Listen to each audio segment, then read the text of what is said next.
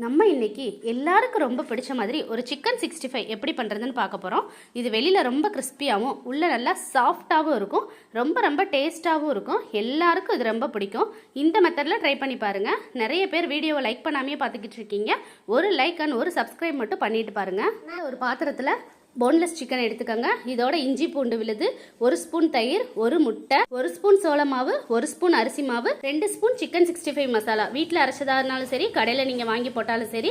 இதோட ஒரு அரை லெமன் மட்டும் சேர்த்துக்கோங்க. இதில் முட்டை சேர்க்கறதுனால இது பாத்திரத்தில் ஒட்டாது.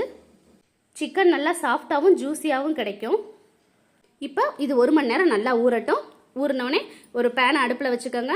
ஆயில் விட்டுக்கோங்க. ஆயில் நல்லா சூடானதும் அடுப்பை மீடியம் ஃப்ளேமில் மாற்றிக்கோங்க. இப்போ ஒவ்வொன்றா போடுங்க. நிறைய போட்டதும் நல்லா பொரிஞ்சு வரட்டும். 2 பக்கமும் திருப்பி விடுங்க. திருப்பி விட்டால் கிறிஸ்பியான ஜூஸியான சிக்கன் 65 ரெடி. நீங்களும் இந்த மாதிரி ட்ரை பண்ணி பாருங்கள். தெரியாதவங்களுக்கு ஷேர்